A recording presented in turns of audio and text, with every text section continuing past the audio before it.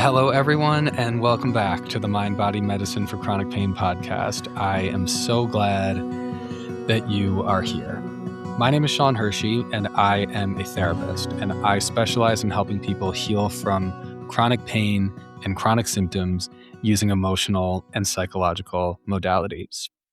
Today, we are here with a bonus episode, and it's called Discovering What You Really Feel.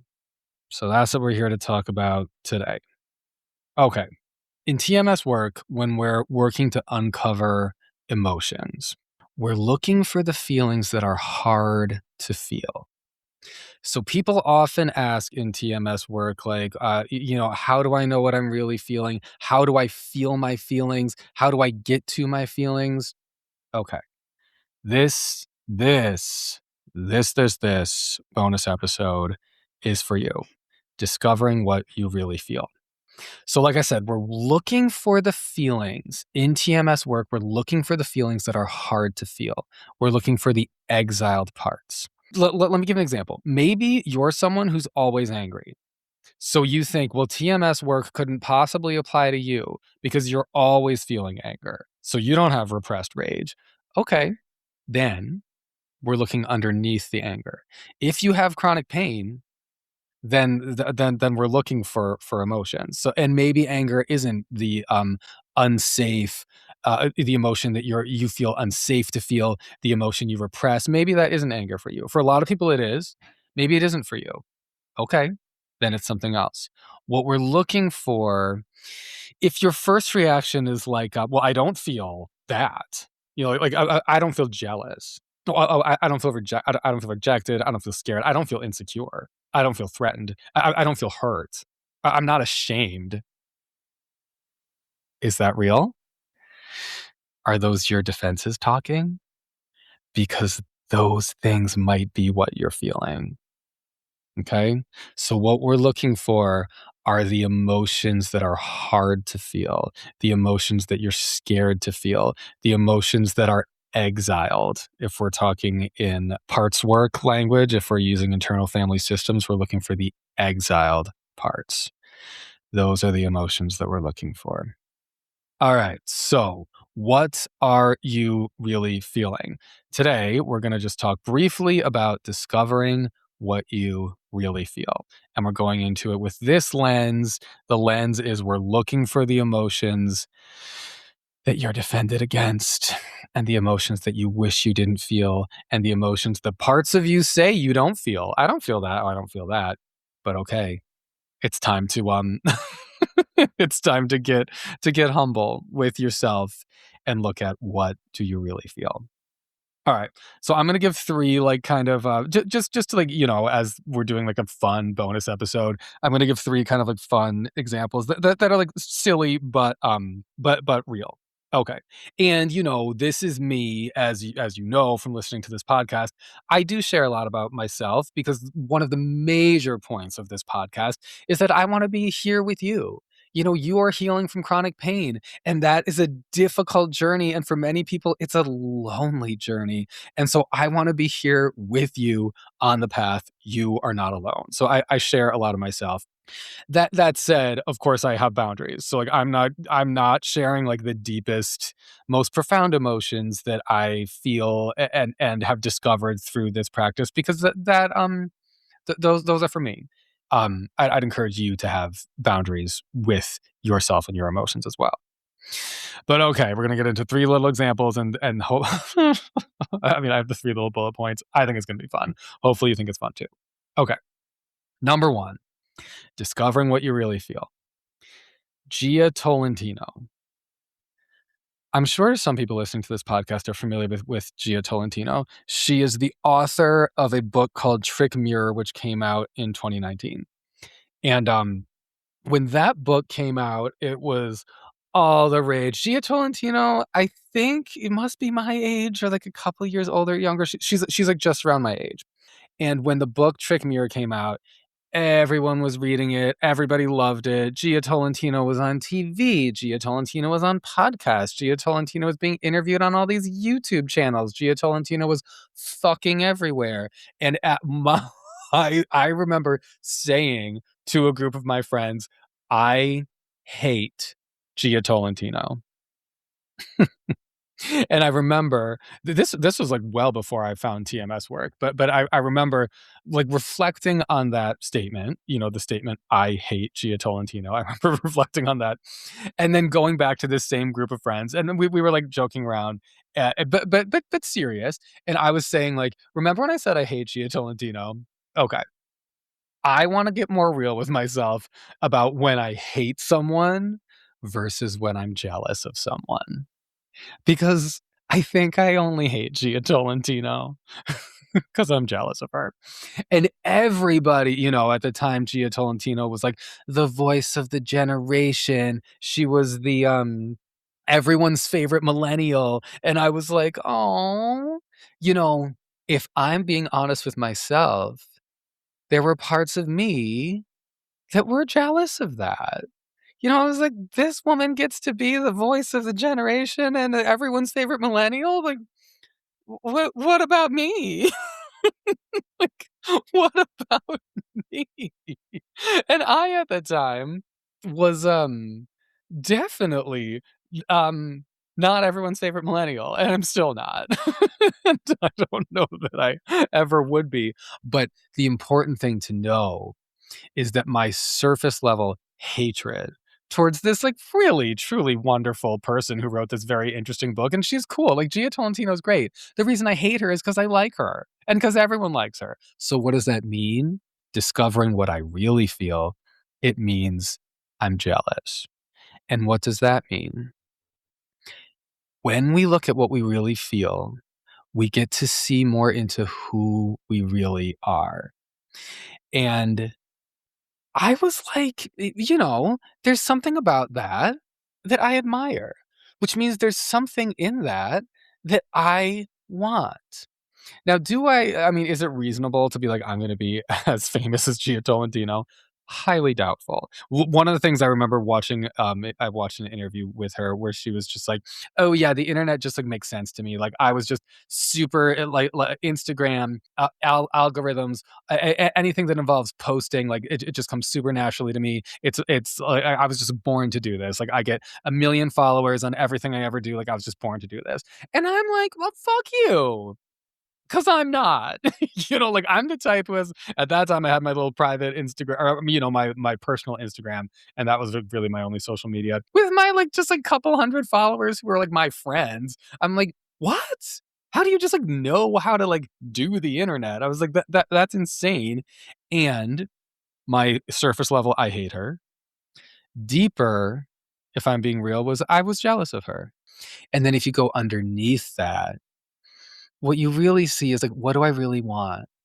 Even if it's not possible. I mean, I don't think it's possible for me, and I honestly think I would be very stressed out if I were actually like a major public figure. I don't think that would be a good life for me. I like just being able to like walk around and like be, you know, subtle under the radar, just sort of slip by. I like that. I couldn't live as a celebrity, but maybe in 2019, there was a little bud inside me of the person who would eventually, for example, own my own business.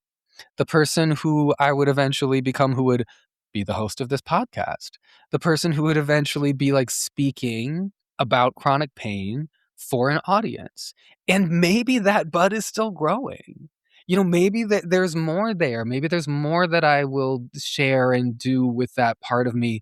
But the thing that hatred of Gia Tolentino took me to, if I was really paying attention to it, was that there is a part of me that wants to be seen and known and wants to speak out too. Like, saying like, I wanna be the voice of a generation is a little dramatic. I don't really want that. But what I want is to have a voice. I wanna be heard. You know what I mean? So this is where looking at what you really feel. I hate someone. Is that what you really feel? I'm jealous of them. Is that what you really feel? I want to have a voice. Is that what you really feel? This is the process of really digging into your emotions. That would be a good journal speak session if we're going to use Nicole Sachs' journal speak language. That'd be a great journal speak session to go from surface, I hate this person, to underneath, I'm jealous of this person, to way underneath and like getting to true identity. Like, I want to have a voice like this person. Or even under that, actually, let me take it one level deeper. I want to have my voice. I don't want to have Gia Tolentino's voice. I love her voice. I respect her voice. I don't hate her. I actually like her. And I actually don't want to have her voice, though. That's for her. I want to have my voice, but I want my voice to be heard. Boom. You see how that takes you so much deeper? That is discovering what you really feel. Okay, so that's the first example, Gia Tolentino. Love and hate. Okay, second example. For me, it's the super hot gay Instagram influencers and the fucking super hot gay TikTokers. I'm like, I cannot. The way they're always, I mean, first of all, so hot, perfect bodies at fucking where did it even go? Like always Tulum, Bali, fucking yeah, I'm just like you know what I mean? Jet setting, Europe, the reels that are just like unreal of the places they go and how hot they look while they're there and the clothing and like all the gay friends they have and how they're part of like a world of like super mega hot gay men. And I'm just like, damn, that looks good. But what's the surface emotion? I hate them. I fucking hate them. These like super hot gay influencers, I hate them. That's the surface. But okay. Okay. So I could be defended and I could say like jealous. Jealous. I don't feel jealous. Hurt. I don't feel hurt. I don't feel any of that. I hate them. They're disgusting. Ugh, I don't like them. Okay. I could say that, but we're discovering what we really feel today. Okay. So what do I really feel? I think what I really feel is anxious, insecure, excluded. And if we go underneath that, I literally I have a feelings wheel out right now. We're like recording the podcast in one tab, and we've got the feelings wheel in another tab. I feel inadequate underneath that, insignificant. That's a rough one. I feel insignificant. I feel unwanted. I feel scared. I feel worthless. I feel threatened, rejected. Yeah. Is that what you really feel? Because that's what I really feel. Okay. And there is like, something that I've talked about on this podcast before is that in the gay world, so, okay, there's a scholar. His name is Jeffrey Giovannoni, and he has the greatest stuff on what he calls the normate gay, which is like Jeffrey Giovannoni has this like the portrait of the normate. And it's not an actual picture; it's a intellectual portrait of the normate gay, who's like the perfect, slim but not skinny, built but not like huge, smart but not too much, educated but like white because it's racist. I mean it's a very problematic, the perfect gay man, the normate gay, and every other gay man is compared to this normate gay ideal, and your status in the gay society, community, etc. is, and this is basically true. Jeffrey Giovannoni is right about this. I think it's been my experience. Your status in the community is basically how close or how far are you from being the normate gay. If you are close to the normate gay, your status is high. If you are far from being the normate gay, your status is low. This is obviously an incredibly problematic, really fucked up way to socially organize ourselves as gay people, but it is something we do. And so it's really, I think, helpful that Jeffrey Giovannone has pointed this out and made it super clear, because it's like, yeah, this happens and this is bad. Why do I hate the super gay Instagram influencers and the fucking TikTokers? Because they're a little more normate gay than I am. So my fear, it's really about my status. I'm like, ooh, my status in this community is lower than these dudes, and so I fucking hate them. But what is it really about? Like I said, it's about the jealousy, the feeling inferior, the feeling insignificant. That's what it's really about. So it's good to know what you really feel. And underneath that, I'm like, yeah, I want to belong, you know? Like, what do you really feel? I want to belong in a world of like gay men. Like, of course, yes. I want that sense of belonging. And in some ways, I feel like I have that. And in some ways, I yearn for more. Like, I want to belong. Okay, that's what I really feel. And underneath that, I'm like, we also should be dismantling this entire fucking stupid normate gay oriented status hierarchy at all. That's another thing I feel. I'm like, who's going to do that? Because I want to join up forces with anyone who's trying to do that, because I don't know how. I would love to get rid of that in the community. I can't barely even imagine the community without it. I would love to get that out of my head. I can barely imagine my head without that, because this stuff becomes so toxically internalized. What do you really feel?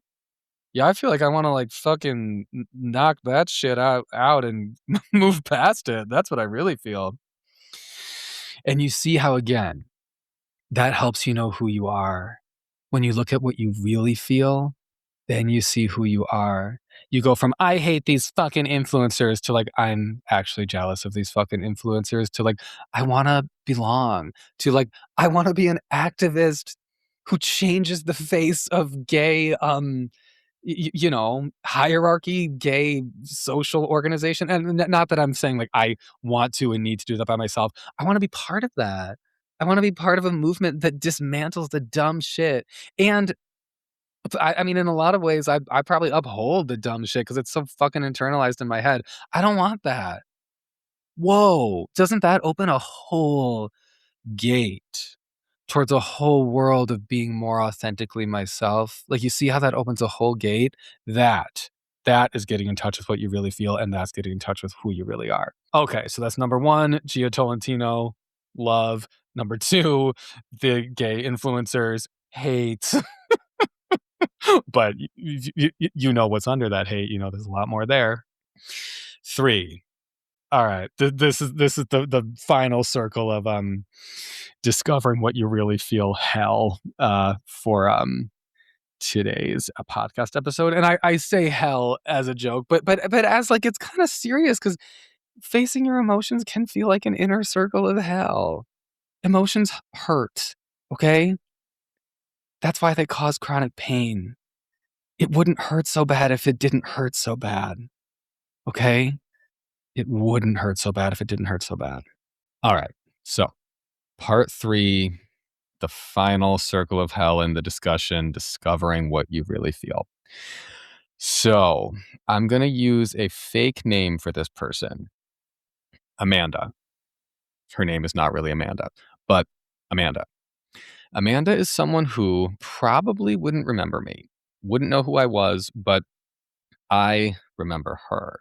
To this day, I remember who she is, and we'll get into that. But many years ago, my very good friend worked with Amanda.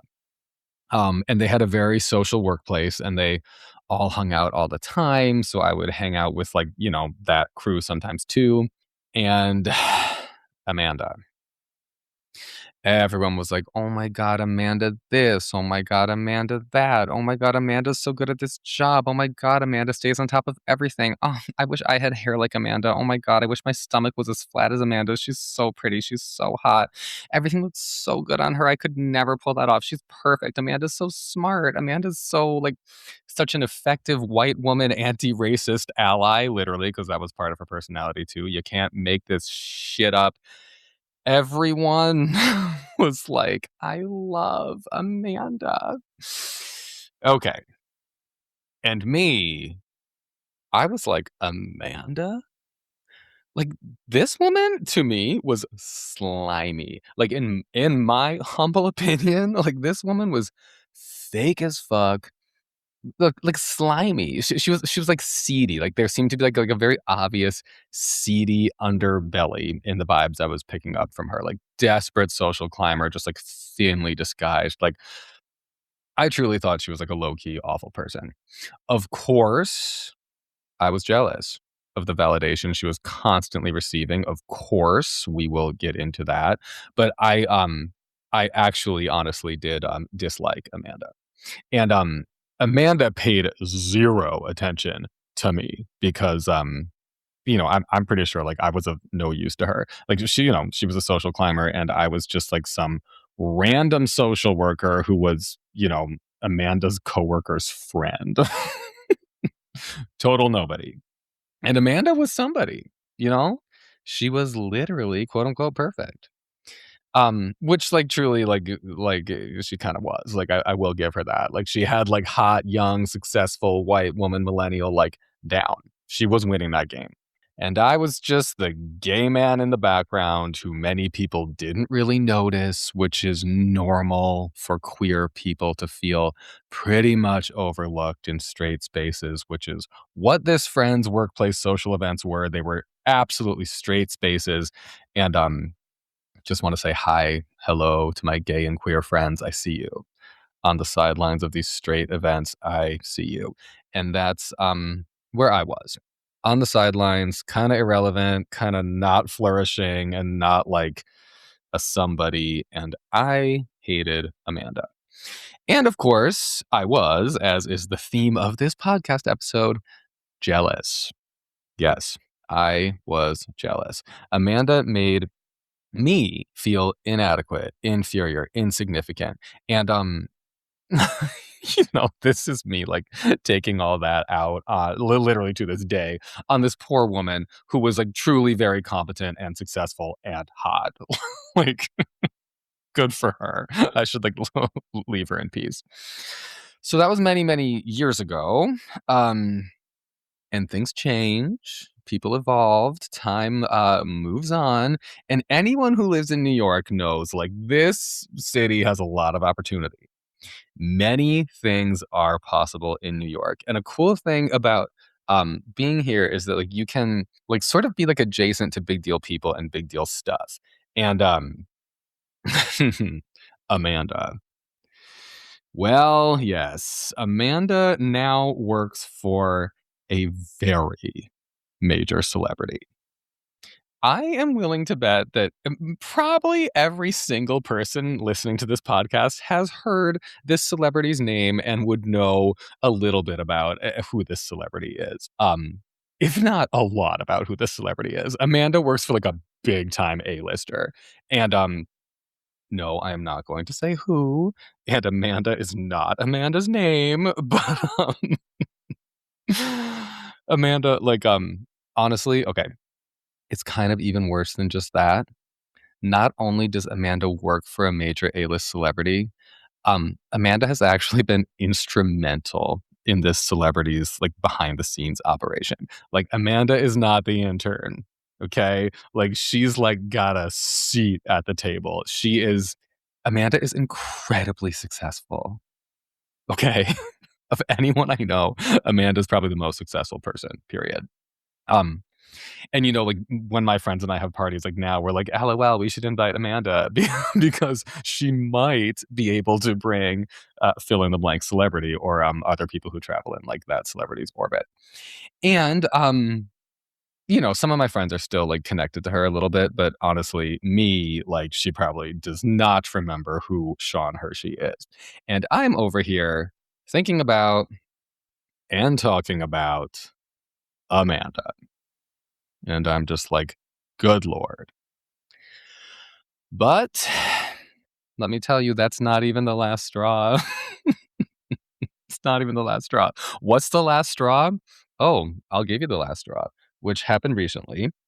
And that actually reopened my whole like internal issue with Amanda. And it made me think to include this story in this episode because it like literally just happened.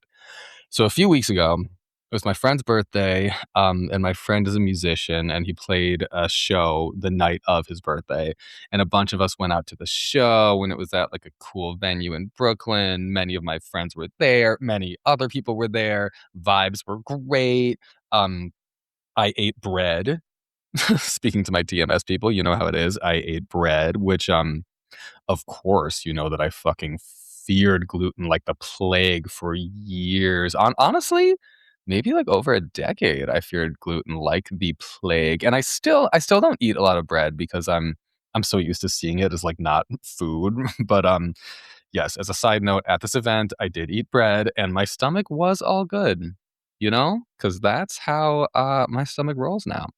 But okay, there was this very hot guy at the show, and I was just like, damn. Um, and it was very obvious that he was straight, but still, I was like, to one of my friends at this event, I was like, damn, like that guy is like so hot, right? Like, who is he? And then we get to talking to other people and blah blah blah. And then to those people, I was like, okay, that guy, he's hot, right? Like, who is he? And one of my friends super casually was like, oh, you've never met him? And I'm like, no. And this friend is like, oh, that's guess who that was. Literally guess, like literally guess who that was. If you just guessed, that's Amanda's husband. They just got married last summer. If you guessed that, then you guessed right. He was Amanda's husband. He was Amanda's husband. So I was just like, oh, well, where's Amanda? And of course, oh, she was too busy. She's working tonight, poor thing. Couldn't come. Of fucking course. I could in that moment, I couldn't hate her anymore. Like, I could not hate her anymore. Why? Why do you think? If you guessed, "Oh, because you're jealous," then you guessed right. And, okay, here's what we're talking about today. What does this say about me? What do my emotions really say about me? What do I want? Okay? What do I want? I want to seem successful. If we're getting into like the tender emotions, like the exiled parts, the scary feelings, I want to seem successful. It's easy to say, I hate her. It's harder to say, I admire her success. And it's even harder to say, I'm a little and maybe a lot jealous of her success. Okay. And, like, I mean, honestly, what she does, I wouldn't be good at and I wouldn't want to do. That wouldn't really be my vibe at all, but she's very successful, and just like Gia Tolentino, I don't want to be her, I want to be me, but I want to be as successful. Parts of me want to be as successful as Gia or as Amanda, but as me. Like, I would love for people to see me and be like, remember Sean Hershey and that old job we all used to have? Like, of everybody we worked with back in the day, now Sean Hershey is so successful now. Probably the most successful one of all of us. Wouldn't that feel so good to hear that? And that goes back to like, I mean, I'm thinking like young Sean, like from, like say when I was in like elementary school, like discovering what you really feel.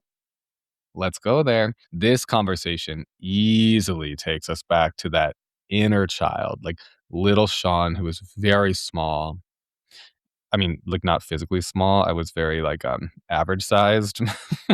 Shout out to my middle row in the class photo people. I was very middle, but emotionally, energetically, I was very small. My personality was very small. Um, and I made myself small because I was so scared that I really didn't fit in and that I was weird and strange and gay and so feminine and there was something wrong with me and I had to be I felt I had to be a very small person to keep myself safe and like to get along. And wouldn't that be, there are parts inside me Wouldn't that be so fun? Such a fun win for those parts. If, people from my elementary school, like the people that I went to school with, who I still remember, people from my high school, I'm sure, a lot of them remember me. It was a tight-knit community and, like, we all really, like, grew up together. Wouldn't that be such a fun win for those parts of me if those people looked back at me someday and were like, "Wow, of anyone we went to school with, Sean Hershey is really actually the most successful. Did you hear that he fill in the blank? Did you hear that he works for fill in the blank? Did you hear that he actually fill in the blank? Wow. Who would have thunk? Because he was just some quiet kid. Wow. Do you see that? Like, do you see how my quote unquote hatred for Amanda is actually about like a deep core part of myself that wasn't able to be itself? Like, this is really about my inner child who wasn't able to be me. And now I'm still trying to prove that, like, I can be successful. People can like me. Like, that inner child is still trying to prove that. And wouldn't that be a great thing to move past? And this work is steering me in that direction.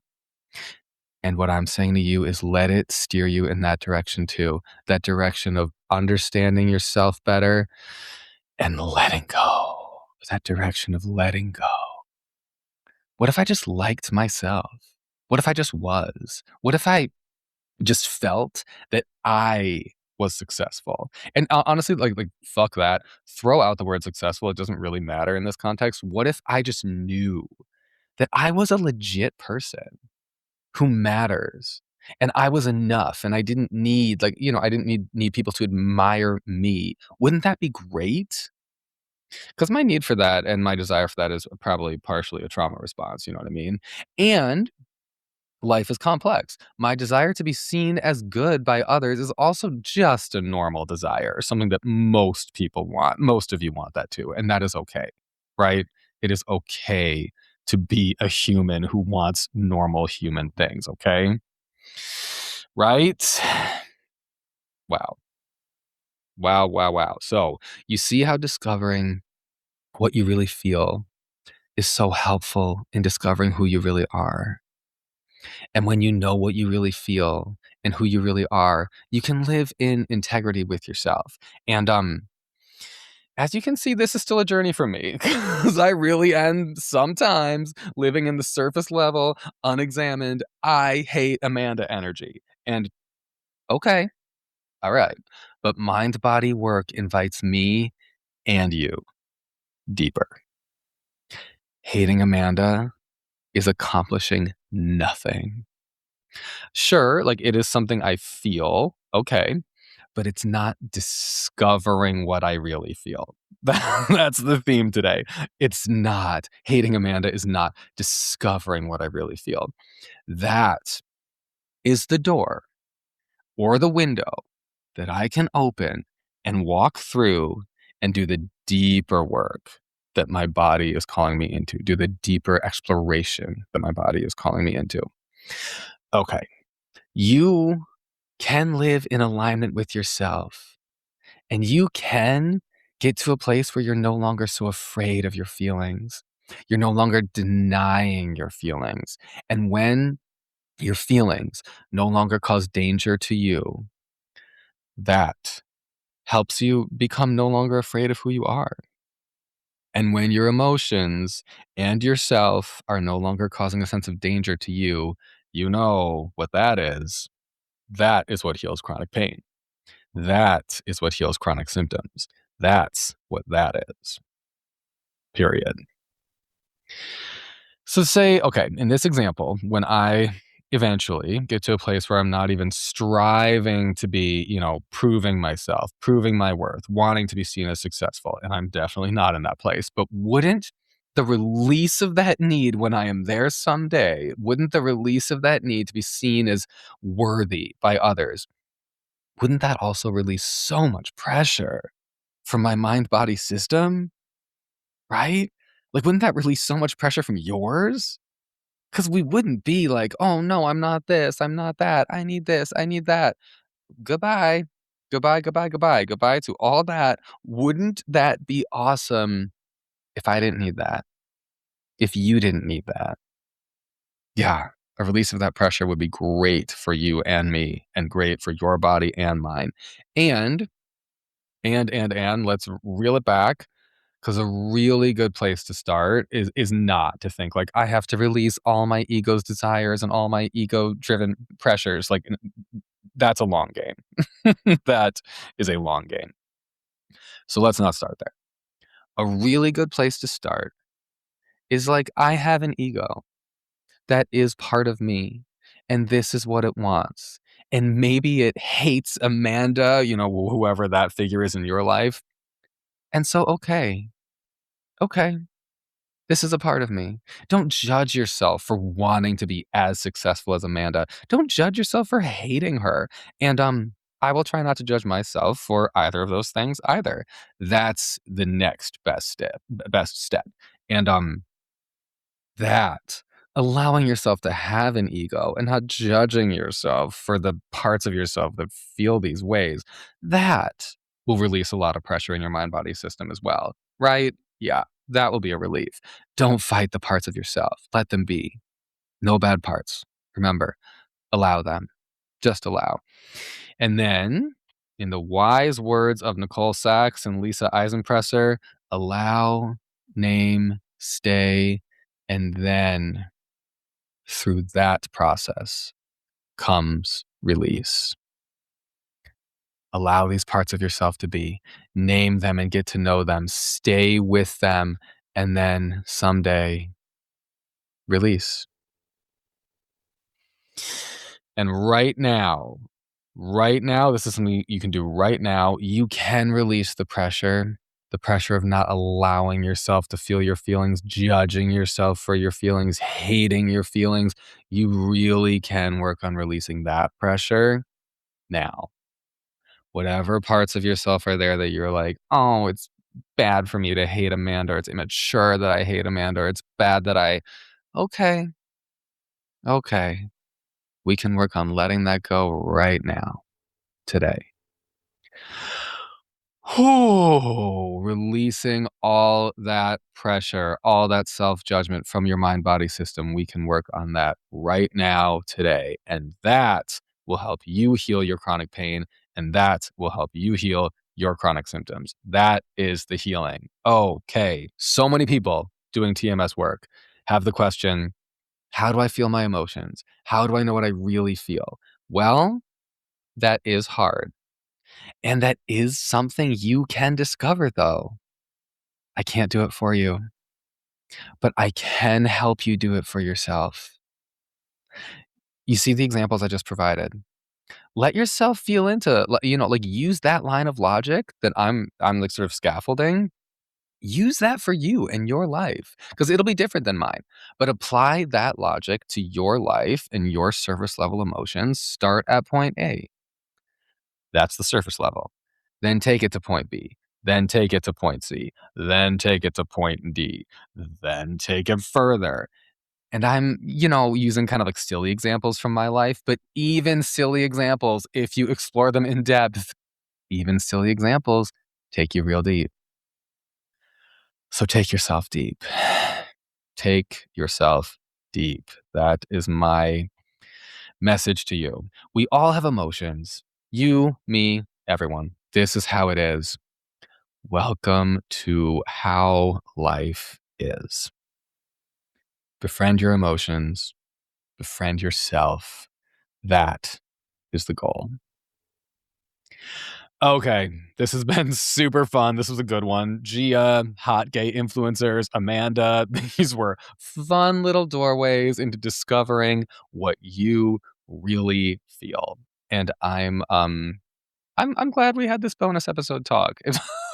I'm like, it is, I am feeling, I'm like, oh my God, now the whole audience is judging me for judging my friend and all this shit. But I'm like, yeah, that's how it feels. I'm putting myself out there a little bit because this is what emotions feel like. And I'm encouraging you to reveal yourself to yourself on an even deeper level than I am revealing myself to you on this podcast. You understand. You know what to do. Get out your journal. You know what to do. I'm glad we had this talk. And last little note, if you can see the cover art for this week's, the previous episode and this episode, the 2 episodes that came out this week, that was the inspiration for doing a bonus episode this week because I had to use both of those images, right? Like those 2 go together. I couldn't choose just one, and they had to go as a pair. So if you can see the cover art, there you go. A pair. Okay. I will talk to you on Sunday.